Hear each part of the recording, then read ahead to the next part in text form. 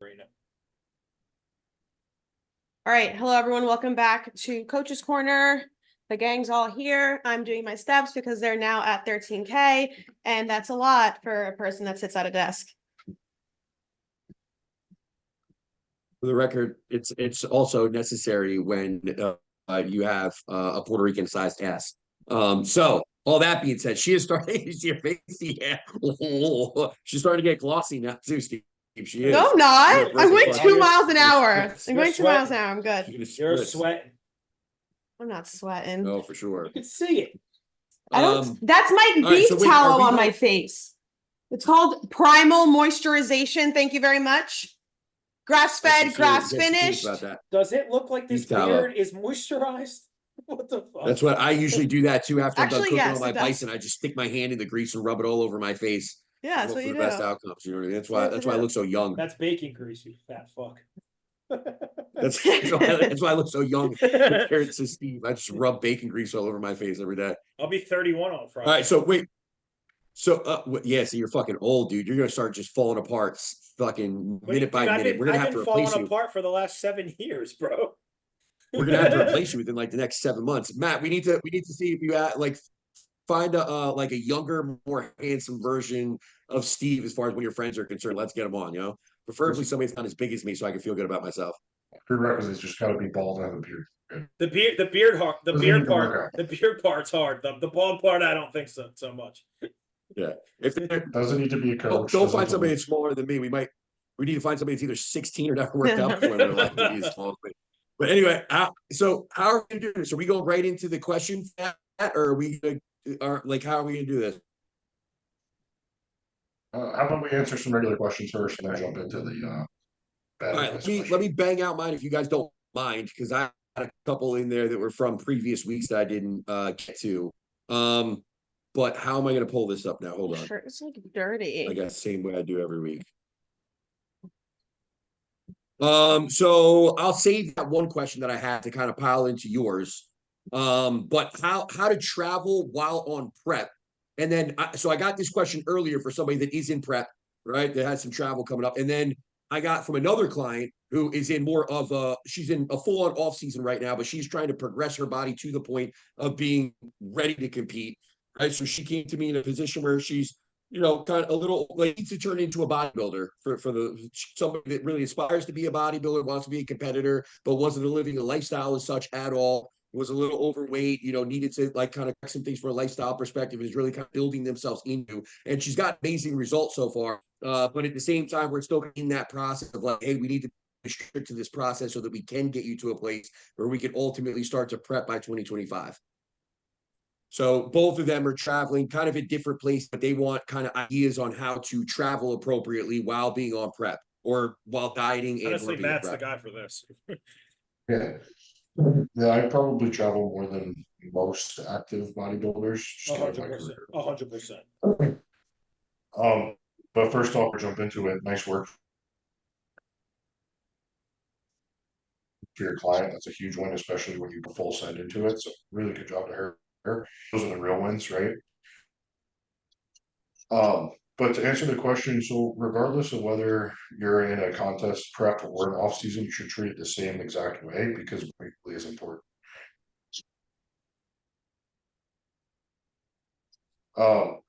So, and maybe that'll give some good insight to you guys. So first,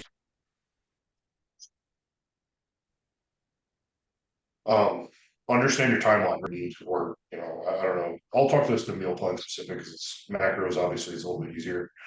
So you figure that out pretty simply. You just take your plan and you're like, all right, I need meals 1 through 6. I need 3 of each, right? I'm gonna be gone for 3 days, 3 full days of food. Then you basically go ingredient by ingredient and you start measuring it out and making sure that everything, you know, correct your meal plan. But I would say a couple of like tricks: use Ziploc bags and not Tupperware. I would bring some Tupperware with you so you have it to actually get out of. But the bags will save a lot of space.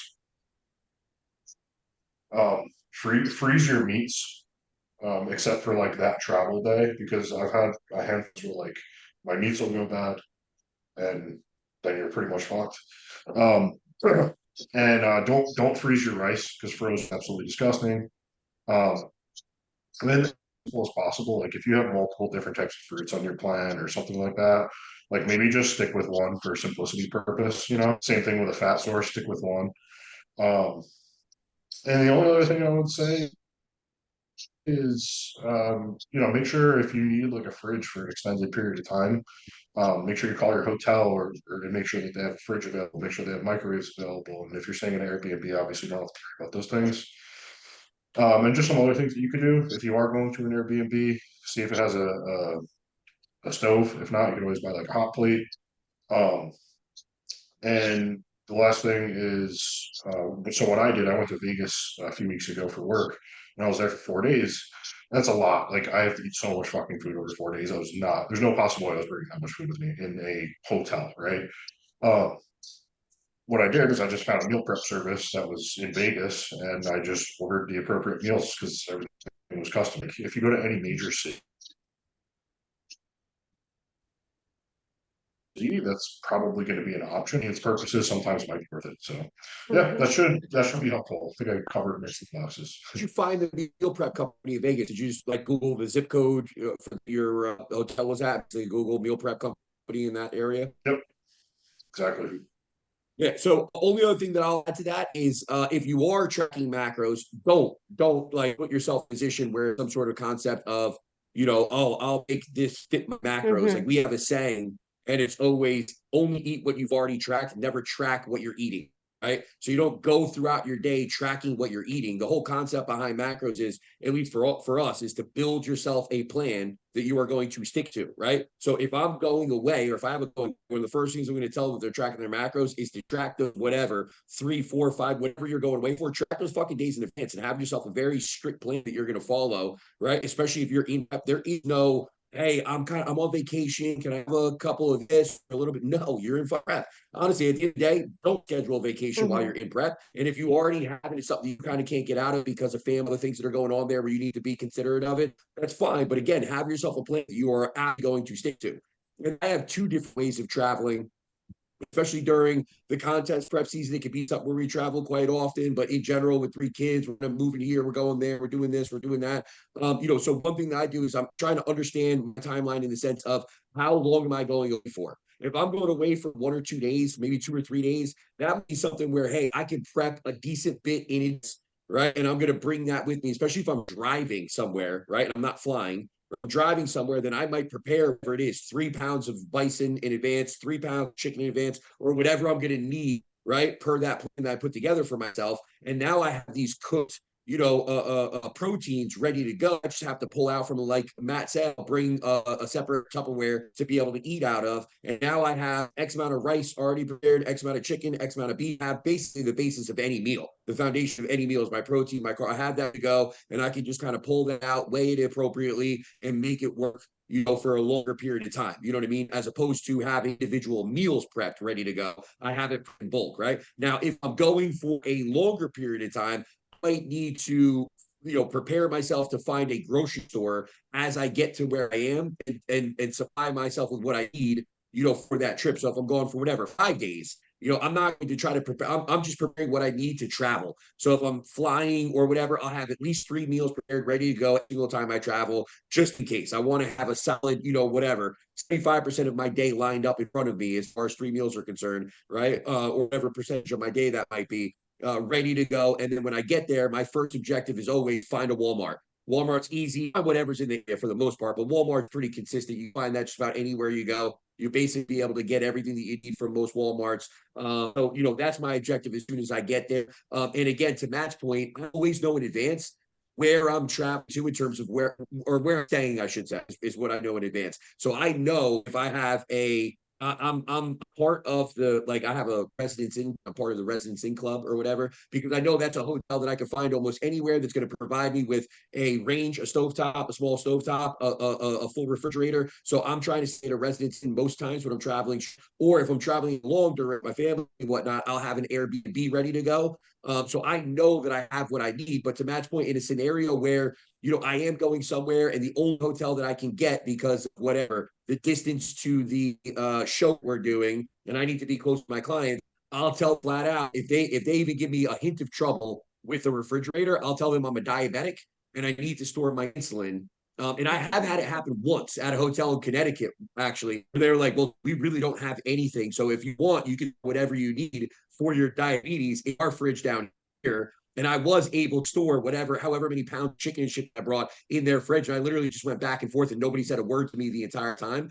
Every other instance that happened, I did get a refrigerator immediately. And nobody, like, I think one time I paid like an extra $50. Other than that, nobody's ever given me a problem about it whatsoever. So I always had what I need to go if I was eating my food cold, which again, if I'm in prep, I don't give a shit if I'm eating cold meals every single time. Like, you got to do what you got to do.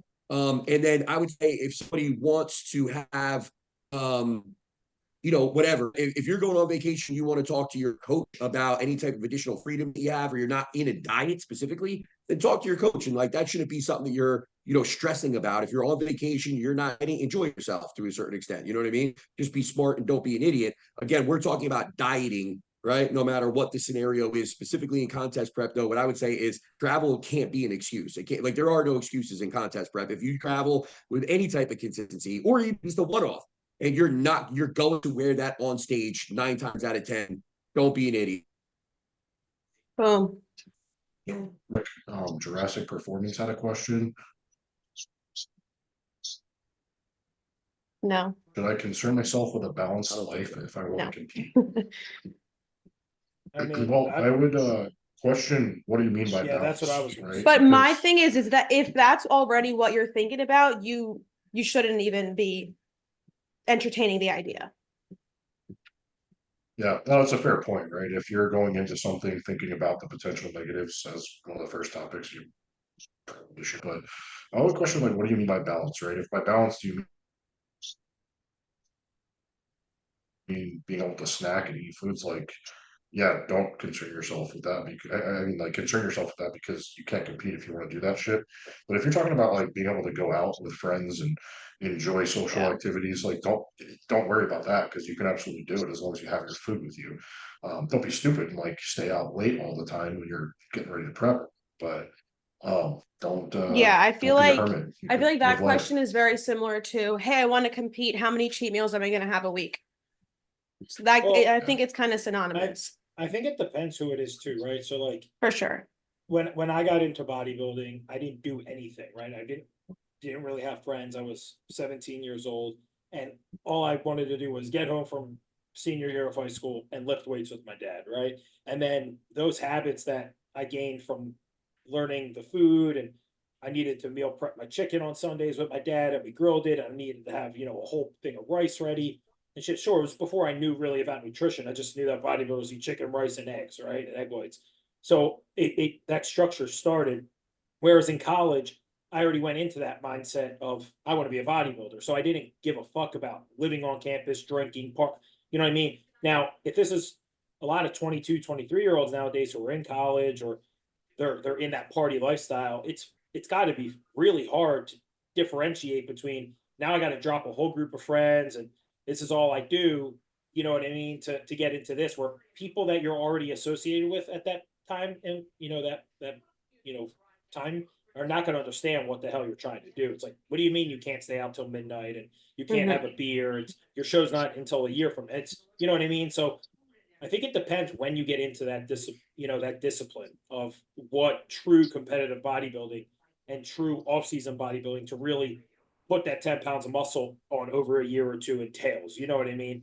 So Yeah. I would say our thing is really telling people, like, hey, you probably need to redefine balance, right? And now this new definition of balance that we need to create for you has to be in line with what your goals are and what your expectations are. And I tell people all the time, in fact, that client, Danielle, that I just spoke about, she was somebody, we had this conversation recently where the thought process was like, oh, I thought I was going to compete this year. And my thing to her was like, well, if you want to be a competitive bodybuilder, don't compete just to compete.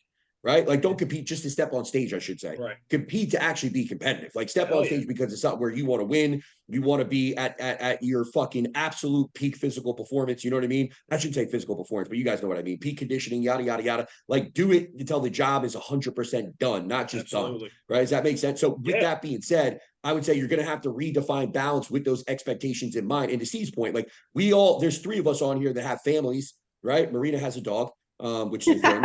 There's three of us on here that have kids and have families and that need a certain level, and we have to balance all that. You have to balance your job and what our goals and expectations are within competing. Like there's definitely going to be things that you have to balance. But then to everybody else's point that you guys have already spoke on here, like if we're talking about balancing things like, hey, I want to go out and have this cheap meal and have drinks and see these people and do this. Well, you're no longer balancing. You have to adjust your expectations. You're no longer balancing competing and like what is a normal lifestyle, right? Like that shouldn't be the case when we're talking about bodybuilding. There is no normal lifestyle left. To Matt's point, can you go out and enjoy things socially? Yeah, but you're going to have to learn how to do that without partaking in everything that everybody else is partaking in at that point. Yeah. Perfect. So my next one would be glute exercises that should be in everyone's plan. They put parentheses, men and women. And then a second question that came in from the same person is, why don't you see more men's open training glutes? And then separately, again, he messaged me and said specifically, like, it seems like it's such an important part of judging criteria. Shouldn't there be more emphasis on it?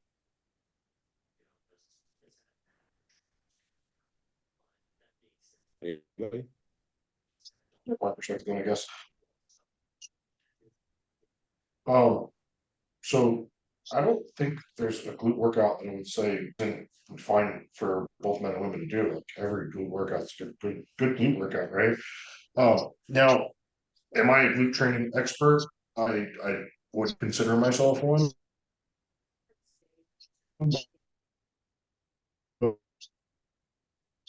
Cheaper.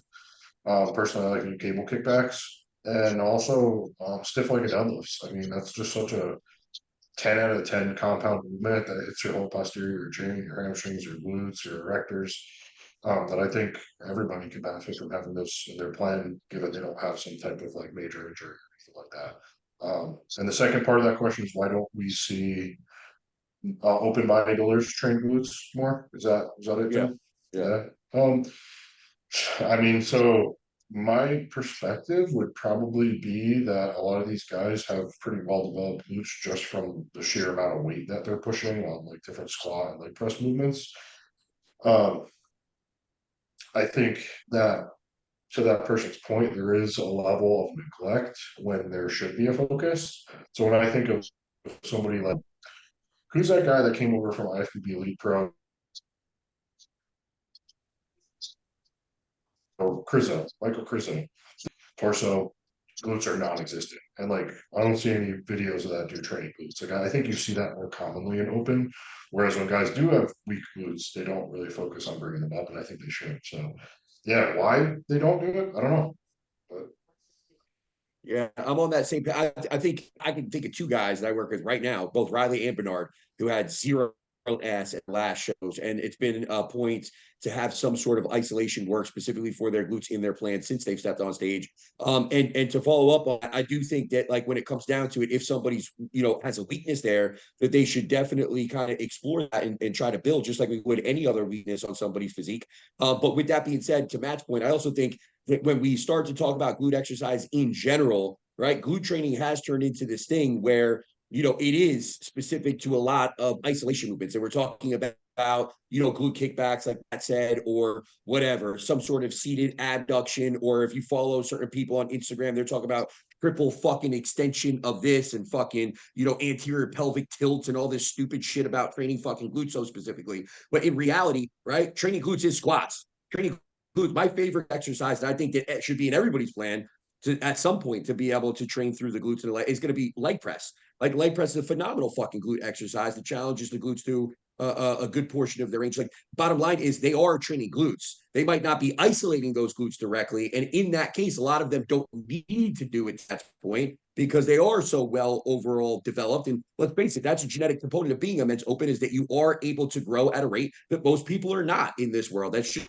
the reality of it. So they're doing things like a squat, doing things like a hack squat, or a lunge or whatever it is. They are going to be going through the process of training those glutes pretty well to the extent that we could see on a men's open stage, how well some of those glutes look. But yeah, the bottom line is, should there be more emphasis on training glutes within men's? I think there should always be emphasis on somebody's weak points, and that's where you need to leave it, because you can also overdo that too. We don't need anybody walking on stage that has, giant glutes for no reasons. You know what I mean? So we want it to be proportion. Strategies here. All right, what else we got? Best way to remain insulin sensitive during a bulk. Cardio. Keep cardio in. Mark said men's wellness. Exactly. Don't let, that's what I'm doing, Mark. Don't let don't let body fat get too high. Don't cheat on your plan too much, or at all really. Keep cheat meals pretty under control, like whole food. Don't eat a bunch of sugar and bullshit like that. Processed foods. So it's a pretty simple concept that so many people fuck up, right? Like, Yeah, people fuck it up for the reasons they mentioned. yeah, It's fucking awful. it's crazy. Yeah, it's crazy. Their diet get too fat. It's not like the guys that do it right, like us, where we just pound fucking tons and tons of clean food. Like we don't. It's still insensitivity issues. Like I'm fucking gaining weight every week. I'm so sick of eating. I You're gonna say I something? would argue insulin sensitivity is probably like the main goal and or key of any good like growth phase. Is like maintain that 100%. insulin sensitivity. And I think that when you need a certain amount of food like you do, and or we have growth hormone at a certain point, like insulin sensitivity is something that's going to come into question. And at that, I would say insulin is a tool that we would use to be able to manage glucose on a more efficient level, right? And we're going to use that in based off of where somebody's at in terms of their consumption, which again would typically lead to poor blood glucose management or insulin insensitivity. We're going to bring in insulin so we don't have to worry about that. Mark brought up metformin. I think metformin is an awesome opportunity there to have like a light background player. I think that's not for everything. I think the more and more I see it with women, the more and more I am seeing, potentially declined androgen output because of that metformin in women that aren't, have a base level of TRT or androgen usage in play. So metformin could be something that's, specific to men, and or at lower dosages for women. So I think, insulin sensitivity to me comes down to just managing things appropriately. I think if you're going into a bulk and you're worried about insulin sensitivity, again, we kind of talked about this earlier, looking at things the wrong way. Like I just don't, I would tell somebody, hey, the expectation is that we're going to drive you to a point where you are less insulin sensitive. We're going to have bad blood glucose monitoring. You know what I mean? Or bad blood glucose monitor readings. Because we're trying to drive you to the point that you are fucking saturated, you are full, you are stressed out, you are like your body's under a fucking certain amount of duress. And that's where we have a concept of, okay, time to pull back a little bit now and go into this phase of trying to resensitize the body a little bit, drive hunger back up a little bit. You know what I mean? So I'm almost driving to the point of getting that person to a place where they are a little insensitive as it relates to blood glucose, right? So that we have that kind of like, okay, we've reached this peak. How long can we hold it for? And then let's pull back and clean them up a little bit. You know what I mean? Yeah, of course. Yeah. All right, cool. You have any more, Tim? No, just the one that's going to lead into Matt's question, I guess. Should I go with that and we'll bring in yours, I guess? So my next one is, how do you know who to trust when it comes to bodybuilding information? And it was specific to bodybuilding, not lifestyle, not general health, just bodybuilding info. RX Muscle. Only advice you should get is on Reddit forums, period. I said RX Muscle. I said, One up to you with the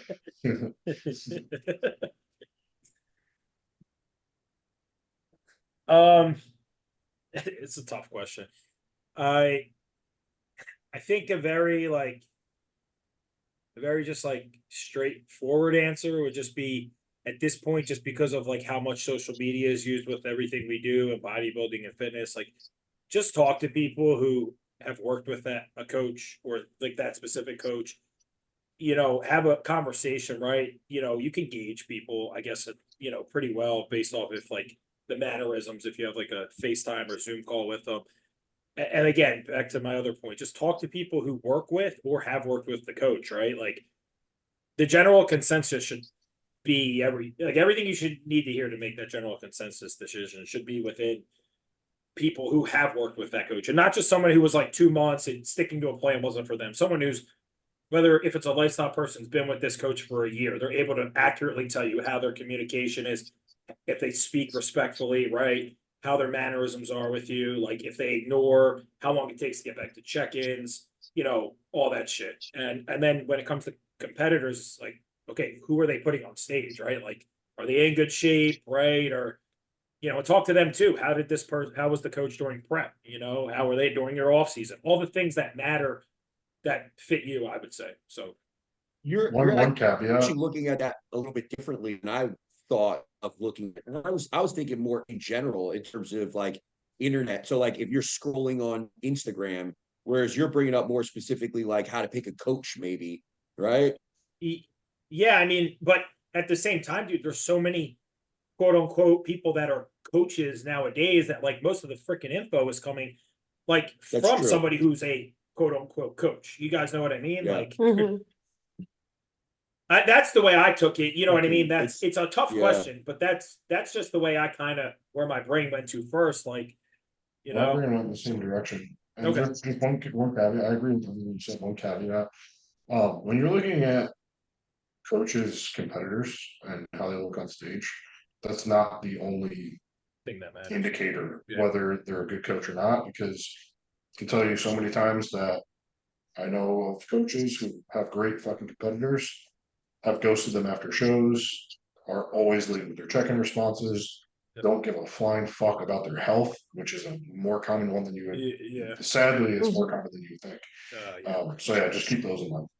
There's also That's a good the point. vice too is like if you're looking at like the one thing that Marina and I talked about plenty, and we had somebody on our podcast this weekend, we talked about is like, there a lot of us aren't going to get the highest level competitor either. So like, I'm saying kind of converse to what Matt was saying, where it's like, hey, can you judge a coach based off of solely what they put on stage, at this particular show? Right. Because at this particular show, what we might be putting on stage is somebody that maybe they don't have the great genetics. You know what I mean? And they might be peeled. We might have done the best job that we possibly can with them, but it's still a sixth place finish No, because of their structure, because of their history, because of I their think that's you know what I I think mean? that's what goes to what me and Matt were saying. You have to dig in the background, right? Because like you said, somebody could just not have good genetics, but they could have, a 2 out of 10 genetics, but 10 out of 10 work ethic. And it's like they killed that hour of fucking cardio gave them, right? They went to bed every night. They got all the sleep. They, mitigated their stress. They ate every meal. And of course, that it's not going to might not genetically show on stage, right? You're right. But I think like what we were saying, Tim, is you just have to dig in the background, right? Go on, I guess, the Instagram page or What the Son of hell? a bitch again. every week. What? Some, What the someone must fuck? report the video, dude, because no one touches the screen. Yeah. That was actually going in a good direction, though. Yeah. It was a good It's conversation. always at a good point. Damn it! I'm going live.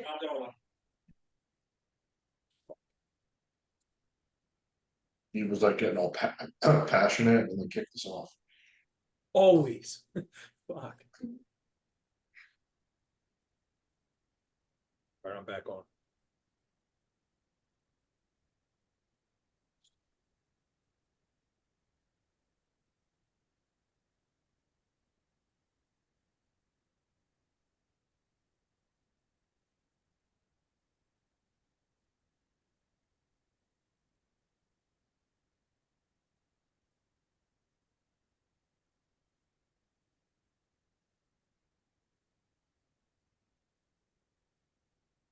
God damn it! All right. My bad. I'll my beard trimmed on Wednesday actually, or Thursday. I have an appointment. See, it was clearly too much beard on here, and it couldn't handle all of it. I'll get it trimmed, guys. It was Marina's I hair. It apologize. was Marina's facial hair. Yeah. Okay, someone can you refresh my brain what the hell I was saying? You were saying you got to dig. Yeah, you so gotta what dig me and Matt were because saying, you got to dig in the background, right? Because again, like you said, you could have two people at that show that their genetics are a 2 out of 10, but their work ethic was a 10 out of 10. Like you said, they're going to look the best they possibly can given that 2 out of 10 genetics, and that's fine. But they busted their ass work ethic wise.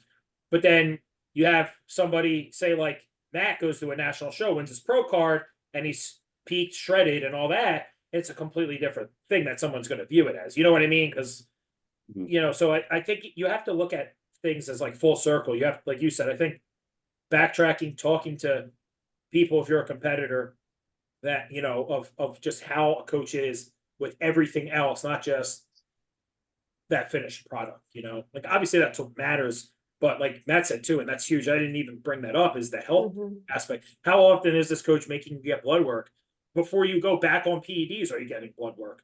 If Mhm. something's fucked up, are they making you wait to go back on PEDs, fixing that, making you redo? Like, to me, that stuff's huge, you know? Like, I know for you guys it is too. I'll tell you guys offline who this is, but a friend of mine who works with a pretty well-known coach. And he's very good in terms of getting people in shape, but this friend had some gut Oh yeah, issues sounds to the healthy. point where he was puking blood. And this coach That's did fucking nothing crazy. about it. He basically brushed it off. That's scary. And That's Yeah. hard. like it's a shitty person. Yeah. It is. Yeah. It's Yeah, we literally just had a guy who was legitimately shitting blood, and you know, sometimes with you, it's not abnormal at all. We actually test for that, and on one of the tests we have, it's called a cold blood, right? And it's like that's not abnormal to have some blood in your feces at all. But this person actually sent me a picture, and it was like, holy shit, dude! Like you are shitting blood, like it is full on blood I'd coming freak out the of your fuck asshole. out. I'd freak the fuck out. Yeah, I would have too if it were me. But you know, so he sent me that. I literally got on the phone with somebody that I trust, somebody that has a background. And I went out my way to pay that person almost $400 to get on a phone call and do a consult with me. We got this person a GI map, got their blood work done, and they literally set us with a plan for that client to be able to take care of this issue, which it looks like it's probably something very specific there. But What nonetheless, the was it? bottom line is Bacterial? like well, we didn't get the GI mapping Okay. yet. We're actually waiting on it right now. But that person legitimately already set us up with an entire plan. Like, you know, we're good to go, and he's going to update it per the GI map to come back when a GI map comes back. But again, it's just to Matt's point. Like, it's one of those things where it's like you can't let shit like that go No. because at the end of the day, when it comes to the client's results, like how are your client's results not going to suffer if they're throwing up blood Mhm. or shitting out blood? You know what I mean? Like, clearly, that's not an environment that's conducive to that person being the best version of themselves. Listen, a couple things that really fucking rub me the wrong way as it relates to you know, this whole thing. First and foremost, I've had two really good coaches, okay, really prominent coaches. One of them's not so prominent anymore. His name's Omar Ventura. I don't care about throwing him on a bus. He flat out told me, you know, I hit him up. He flat out told me, like, you know, that I didn't have the genetics for him to work with. I actually had to do something for him to be able to work with. Like, he flat out said at first, like, emailed me back and was like, hey, you're not really the genetic, you know, type of, you know, person I take on or something along those lines. I could probably find the email. This is years ago, but nonetheless, right? So it basically legitimately looking for specific individuals to work with that he knew he could get from point A to point B instead of taking on a case that was like, oh man, this is going to be hard. Let me turn, you know, the guy that we had on the podcast this past weekend said he turns, you know, he could turn water into wine as it relates to, you know, taking a style client and turning him into a real competitor. Whereas these top level coaches, sometimes they don't give a shit. I had another one flat out tell me like, hey, I take on all these people, Yeah, but I'll okay. be honest with you, there's only, well, he told me flat out, I'll take on anything, but only a handful of these people that are coming to me to prep are ever,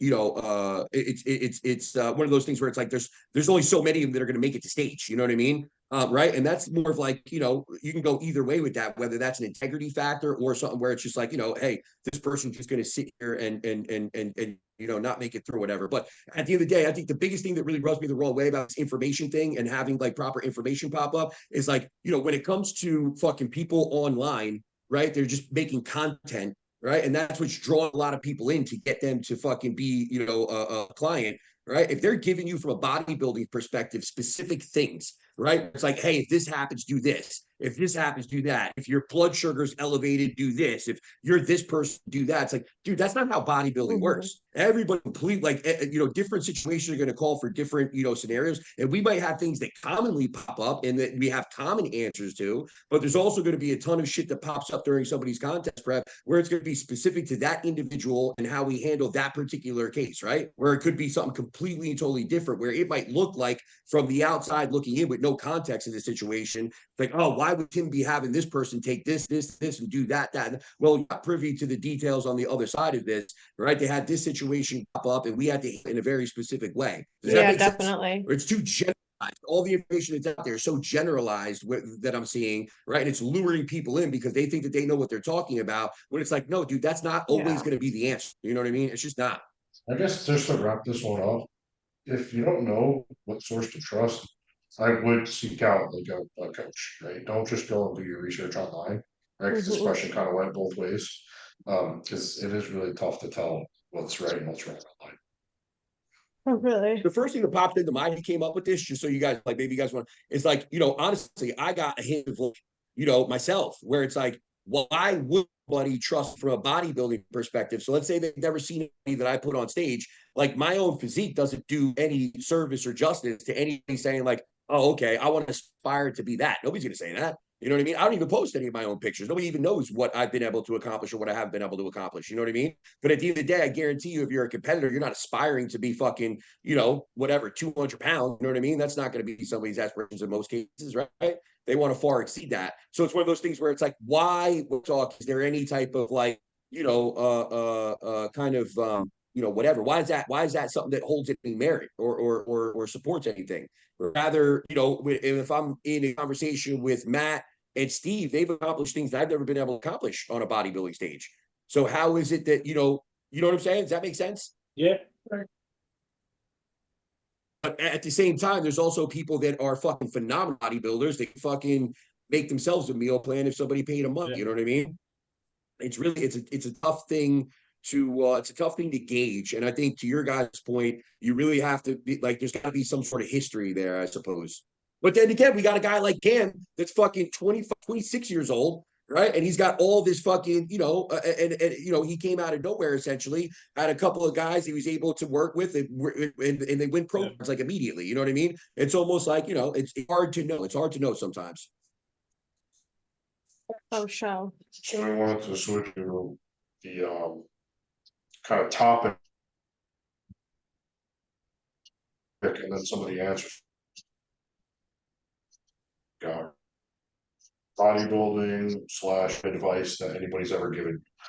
So I got a bunch of answers, but maybe we'll ask the team here, what's the worst advice you guys know before we jump into the answers? What? Just say, what was the question? What was the what?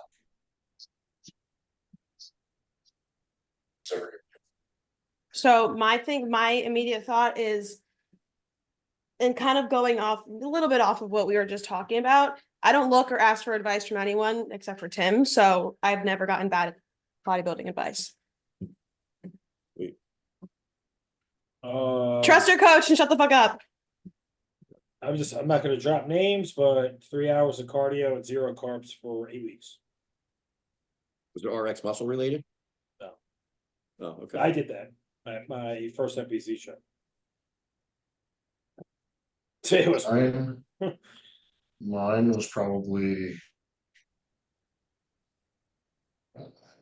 There's like so much bad.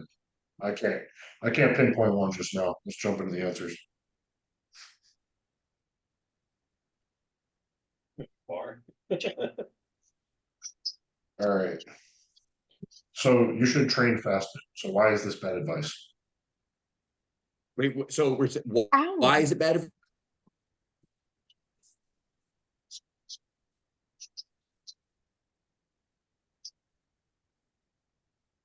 Yeah, see, again, there could be cons to this. Yeah. You know what I mean? Like, is somebody like, is the plan set up for that person to be able to wake up first thing in the morning and go to the gym on a stomach? In other words, are they eating enough food the night before, et cetera, et cetera? Typically, we wouldn't want anybody to train fat because it could hinder performance, right? If performance is the precipice of everything that we're doing from a muscle development perspective, like, to me, we focus a lot on recovery. To me, performance has to come first and foremost, right? I need to perform at a high level to be able to recover at a high level. And that's going to come more in a fed state than would ever come in a fasted state.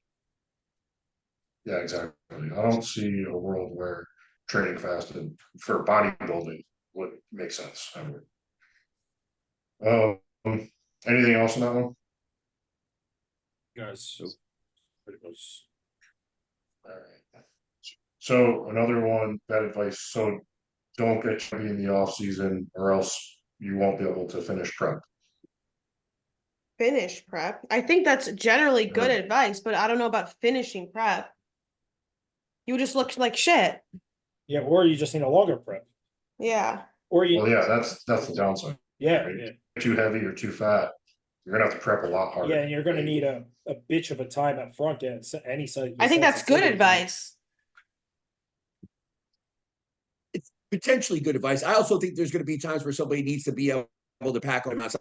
Like you Yeah. said, keep that person in a scenario where they are, we have a good cleanup phase and a good primer phase. Like it's not always, I think sometimes we make too much out of that, right? With like that was back to the whole insulin sensitivity question where it's like, dude, at a certain point, we are trying to grow here too, like a motherfucker. And sometimes people need, that time, right? That even that off season sometimes where they are putting on a shit ton of size and then eventually it becomes something where they learned how to eat, they learned how to, get uncomfortable in that position, et cetera, right? We have seen a lot of people, even here locally, that we know of, right, that have put on a shit ton of size. They said they would never do it again, but I would also argue that maybe that made them the bodybuilder they are today, right, in terms of the amount of size that they're able to carry around.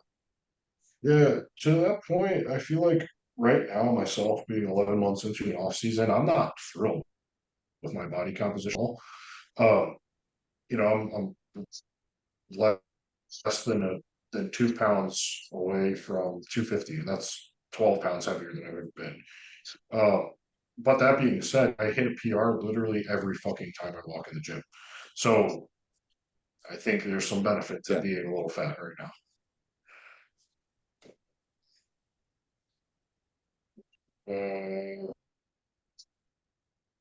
Sorry. Oh, you should try to compete and turn pro as quickly as possible as opposed to taking time off and growing properly. Oh, if you Yeah, I don't, think that's Yeah. wait, Matt, repeat the first part again. So you're getting older. So you should just go and try and hit the pro class, turn pro, hit the mass classes now, as opposed to getting older, like instead of taking time and getting better. Oh, if you're not good Why enough, is that bad advice? No, this person's actually like well, I don't think you can rush the necessary muscle anyway to take place first at any, like, dude, if you go to Universe at 35, bro, those guys are honestly, I've seen that shit in person. It's more stacked than a fucking national show, like enough, like an open class national show. Like, well, we know why at Universe. well, It's natural. no, I'm talking about like the Masters bodybuilding there is not tested. The Masters is more Oh no, I meant like the open heavyweight class than at, open at because say like it's not USA's tested. for example, versus like the heavyweight over oh. 35 guys. Like at USA, you're gonna get them dudes like in the third call out, that like they won the fucking Idaho Potato Classic and they like just shouldn't be there. You know what I mean? But like, dude, at Universe, that shit in person, dude, like the first 10 guys in the over 35, like middleweights, light heavies, and like those dudes are fucking stacked, bro, and they are mature and dense as all hell. Like it's crazy. Even the 40s are nuts, dude. Like it's wild. You're peaking at 35 plus, That's what I mean. That's what I'm waiting for, bro. I'm waiting. I got a 4-year off season now, and I'm starting prep. I'm gonna start prep in February-ish, maybe March of 2028, and I'm gonna get my pro card at Universe when I'm 35. Yeah, I think, but it's back to the basis of what you were saying, Steve, is legit in the sense that, like, hey, if you were able to get that pro card, before, if you weren't able to get that pro card before 35, you need 9 time. times out of 10, you're not getting a pro card because you don't have the muscularity to get it. Period. need time. Plain, sweet, simple, done. Stop. Conditioning is something that we all have control over at this prep right now. Yeah. You want to be the most conditioned in your life, have the most successful prep that you've ever had right now, the most successful off season, and you could go into a prep and you can actually accomplish that, right? And potentially even be the most shredded motherfucker on stage if you're going to sacrifice to get it to that point, right? But like at the end of the day, that doesn't mean that you're going to win if you're nowhere near the most muscular on stage, right? Or you're getting, shit on by guys that are fucking whatever, 20 pounds heavier than you potentially, depending on what division you're in, right? So it's one of those things where it's like you can't make up that weight gap. You know what I mean? By just saying, go and compete now and try to get the pro card. Okay, cool. Well, what happens if that person's 35 years old and they're whatever, fucking, men's physique guy that's 5'9", they're stepping on stage at 175 and you're fucking whatever, 25 away from the cap. It doesn't matter how old you are. It doesn't matter how often you compete. The bottom line is you're not getting that fucking card if you're 25 pounds lighter than the next guy on stage. It's just not going to happen. Yeah. Mhm. You can't rush muscle growth. Time is something that nobody can, doesn't matter how many drugs you do. Specs. So here's one that I think, that isn't necessarily bad advice, I think across the board probably isn't true for most people, but. The bad advice that was given is that you need to do cardio, you need to do keto to lose. That's not the for pie.